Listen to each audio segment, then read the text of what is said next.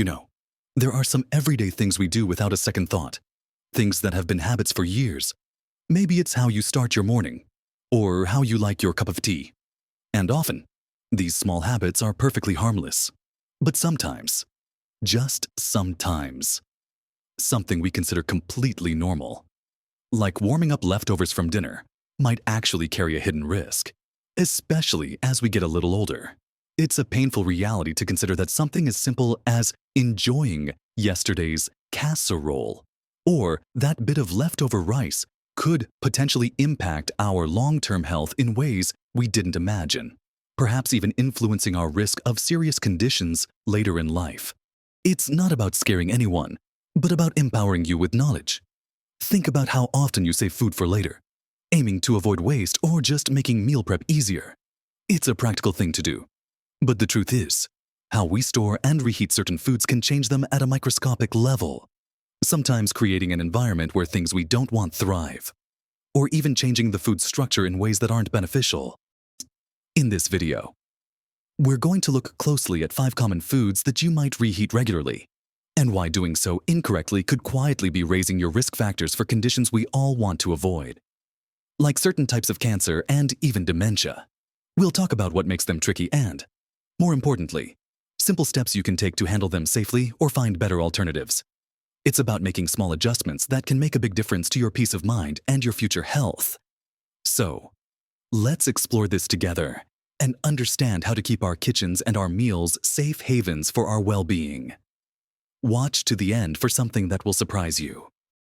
Let's start with one that might be the most common offender, and it's something that appears on dinner tables all over the world: rice. Now, rice seems innocent enough, right? You cook up a big pot, have some for dinner, and pop the rest in the fridge for later meals, or maybe even packed lunches if you're still on the go. The issue with reheating rice isn't usually the reheating process itself, but rather what happens to the rice before it gets reheated. You see, uncooked rice can contain spores of a bacterium called Bacillus cereus. These spores are incredibly resilient and can survive even when the rice is cooked. If cooked rice is left standing at room temperature for too long, these spores can multiply and produce toxins. It's these toxins, not the bacteria themselves necessarily, that can cause illness. And reheating the rice, even thoroughly, won't destroy these toxins. Think about a busy family dinner. You make a large batch of rice. Dinner finishes, conversations linger, and the rice sits on the counter while you tidy up or relax. Maybe it sits there for an hour, 2 hours, or even longer before it finally gets put in the fridge. That warm, moist environment is absolutely perfect for those Bacillus cereus spores to wake up and start producing their nasty toxins. Even if you then refrigerate it and reheat it later until it's piping hot, those toxins are still there, ready to cause symptoms like vomiting and diarrhea. While unpleasant for anyone, for older adults, these symptoms can be more severe and lead to dehydration or other complications. So, the key isn't avoiding reheating rice altogether, but handling it correctly from the moment it's cooked. The absolute best practice is to serve rice as soon as it's cooked. If you have leftovers, cool them down as quickly as possible. Don't leave the pot sitting on the counter. Divide larger amounts into smaller containers so they cool faster. Get it into the refrigerator within an hour, or ideally even sooner if the room is warm. Store it in the fridge for no more than 1 day before reheating. And when you do reheat it, make sure it's steaming hot all the way through above 74 degrees or 165 degrees, and don't reheat it more than once. Honestly, if rice has been sitting out for more than an hour or 2, it's probably safer just to let it go. It feels wasteful? Yes, but your health is far more important than a few pennies worth of rice. It's a simple habit shift, from leaving the pot out to actively cooling and refrigerating quickly. That makes all the difference. Moving on from grains, let's talk about cooked meats, especially poultry like chicken or turkey. These are staples in many diets and commonly prepared in larger batches to be used in sandwiches, salads, or curries later in the week. Like rice. The primary concern with reheating cooked meats often revolves around bacterial growth, particularly if the meat wasn't stored correctly in the first place. Bacteria like Campylobacter or Salmonella, which are common on raw poultry, are killed during the initial cooking process. However, if the cooked meat is allowed to cool slowly at room temperature, or isn't refrigerated promptly, bacteria can begin to multiply rapidly on the surface. Reheating chicken thoroughly will kill most of these bacteria. But here's the tricky part. The quality and safety can be compromised if it wasn't stored properly. Reheating multiple times can also change the protein structure and fat content, making it less digestible for some people. While the direct link to long-term risks like cancer or dementia isn't as clear-cut as with some chemical changes we'll discuss later. Frequent food poisoning incidents or chronic low-level inflammation from improperly handled food can absolutely impact overall health over time. Our gut health is intimately connected to our brain health and immune system, and repeated insults from bacteria or toxins aren't beneficial. The best way to handle leftover cooked meats is similar to rice: cool them down quickly and refrigerate promptly, ideally within an hour or two of cooking. When reheating, make sure the meat is piping hot all the way through. It's often recommended to cut larger pieces into smaller ones, or shred the meat to ensure even heating. Avoid reheating meat dishes in slow cookers or on low heat settings, as they might not reach a temperature sufficient to kill off any bacteria that have grown. And, just like rice, it's best to reheat cooked meat only once. If you know you won't use all the leftovers within a day or two, portion them out and freeze them instead of just keeping them in the fridge. Thaw them safely in the freezer. Nandaf som spidisa for shubia, wubia zabiya. Diadiudaritoder notsum diarsh. Not on the counter before reheating thoroughly. It's about being mindful of the entire life cycle of the food, from cooking to storing to reheating, to minimize any potential risk. By paying a little extra attention to how we handle these common leftovers, we can significantly reduce the chances of inviting unwelcome guests in the form of bacteria, and keep our digestive systems and our overall health in better shape. This careful approach is just another layer of protection we can build for ourselves as we navigate the wonderful journey of aging. Now that we've discussed grains and meats, let's think about another kitchen staple you might often have leftovers of. Continuing our look at common leftovers, let's turn our attention to potatoes. Boiled or roasted potatoes are a frequent accompaniment to meals, and it's easy to end up with a few extra. Now, potatoes themselves aren't inherently dangerous to reheat, but similar to rice, the risk comes from how they are handled and stored. Before reheating, cooked potatoes, especially if left at room temperature after cooking, can become a breeding ground for a specific type of bacteria called Clostridium botulinum. This is the bacteria that produces the toxin responsible for botulism, a rare but very serious form of food poisoning that can cause paralysis and even be life-threatening. While botulism is often associated with improperly canned goods, it can also occur with cooked potatoes, particularly if they are wrapped tightly in foil after baking and left to cool slowly. The foil creates an anaerobic environment, one without oxygen, which is exactly what Clostridium botulinum needs to thrive and produce its potent toxin. Even if you reheat the potato later, the toxin is highly heat-resistant and may not be destroyed. The good news is that this risk is largely preventable with proper handling. If you bake or boil potatoes, serve them promptly. If you have leftovers, don't leave them wrapped in foil at room temperature. Remove the foil immediately if they were wrapped. Let them cool naturally at room temperature for a short time, maybe an hour or so until the steam stops rising, and then get them into the refrigerator as quickly as possible. Store them in a breathable container or loosely covered to avoid creating that oxygen-free environment. Use leftover potatoes within a day or two. When reheating, make sure they are heated all the way through. If you're using them in something like a soup or stew, ensure the dish comes to a rolling boil. If you're just reheating a single potato, make sure it's piping hot to the center. Again, avoid multiple reheating attempts. It's a simple habit: unwrapping foil and refrigerating quickly. That can completely eliminate a potentially serious risk. It highlights how often food safety comes down to the initial steps of handling and storage, not just the reheating itself. Being aware of these specific risks with specific foods, like the botulism potential with potatoes, helps us make safer choices every day. And next up, let's talk about leafy greens, specifically spinach. Spinach is incredibly nutritious, packed with vitamins and minerals, and often included in cooked dishes like curries, quiches, or sautéed on its own. The concern with reheating spinach relates to compounds it naturally contains called nitrates. Nitrates themselves aren't harmful.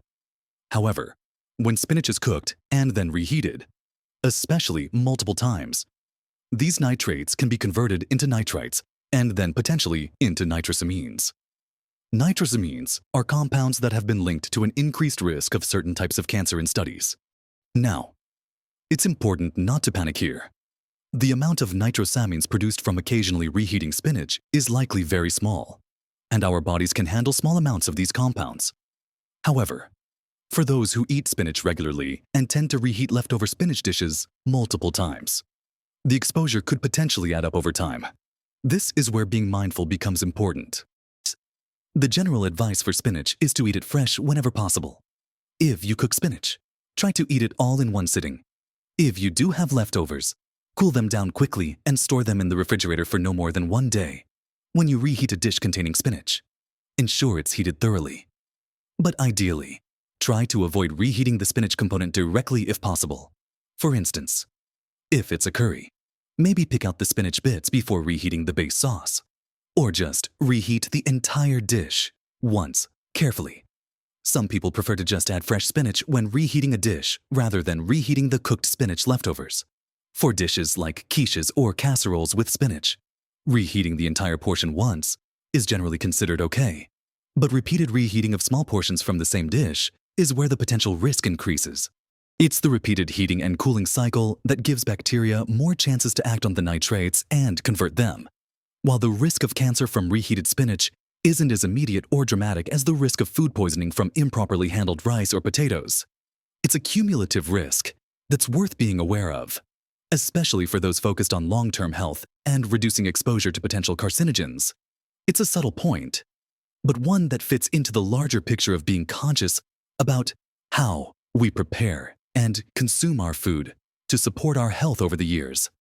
Being aware of nitrates in greens and how reheating affects them is just another way to make smarter choices in the kitchen.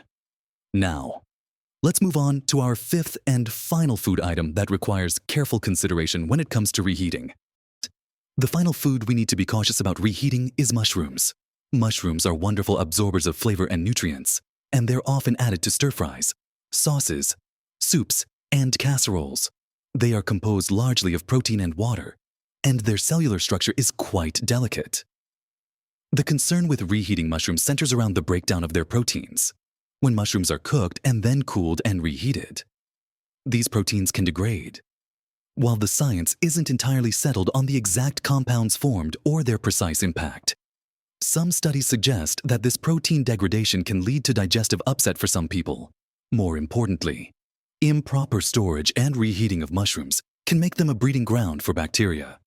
Similar to meats, because of their high water content and protein, if you cook mushrooms and leave them sitting at room temperature, bacteria can multiply quickly.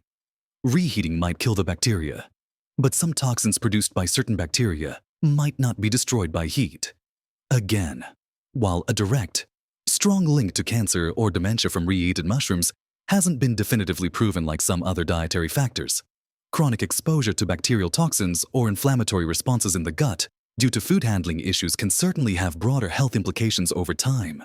Our bodies are complex systems, and poor gut health and chronic inflammation are increasingly linked to a range of age-related diseases, including neurodegenerative conditions and certain cancers. So, how do we handle mushrooms safely? The best practice is to eat mushroom dishes immediately after cooking. If you have leftovers, cool them down quickly and refrigerate them within an hour or two. Store them in a sealed container in the fridge for no more than 1 day. When reheating a dish containing mushrooms, make sure it reaches a high, steaming hot temperature throughout. Avoid reheating mushroom dishes more than once. Some chefs and food safety experts even recommend against reheating mushrooms at all, or only doing so if they were initially cooked thoroughly and cooled down very rapidly. for soups or sauces with mushrooms. Bringing the entire dish to a boil is generally considered safe for a single reheat. For solid dishes like casseroles, ensure even heating. It might seem like a lot to remember. Rice, chicken, potatoes, spinach, mushrooms. But the underlying principles are quite similar. Cool quickly, refrigerate promptly, store for a short time, and reheat thoroughly just once. These aren't drastic changes, but refinements to everyday kitchen habits that can add up to significant peace of mind and protection for your health. It's about reducing the opportunities for harmful bacteria or unwelcome chemical changes to occur in our food before we eat it again. Now, you might be thinking, this is overwhelming. Do I have to throw away all my leftovers? Absolutely not. It's about being smart and informed. These potential risks are highest when food is mishandled, left out for too long, cooled slowly, or reheated repeatedly without reaching proper temperatures. By adopting those simple habits, quick cooling, prompt refrigeration, and thorough reheating, you dramatically reduce these risks for almost all foods. The surprise I mentioned earlier. It's this. While we've focused on specific foods and specific risks, the biggest takeaway is how deeply connected our daily food handling habits are to our long-term health. Even to complex conditions like cancer and dementia. It's not just about avoiding immediate food poisoning. It's about minimizing chronic exposure to potential toxins or inflammatory triggers that can quietly impact our systems over years. Every time you handle food safely, you're not just preventing a possible upset stomach, you're supporting your gut health, reducing potential inflammatory burdens, and contributing to a stronger foundation for your overall well-being as you age. It's a powerful, yet simple, way to take control. Remember, small changes really can make a big difference to your health and happiness. Being mindful about how you cool, store, and reheat these common foods is a practical step you can take today to invest in your future health. It's about making smart choices that align with living your best life at every age. What are your thoughts on this? Did any of these foods or tips surprise you? Do you have your own methods for safely handling leftovers? Please share your experiences and insights in the comments below. Your wisdom can help others in this wonderful community. If you found this information helpful and want to learn more ways to support your health and well-being as you get older, please give this video a thumbs up. It really helps the channel reach more people who can benefit from these tips. And don't forget to subscribe to our channel and hit that notification bell so you don't miss out on future videos packed with practical advice for living well. Taking care of ourselves, one healthy habit at a time, allows us to truly live our best life at every age. Thanks for watching.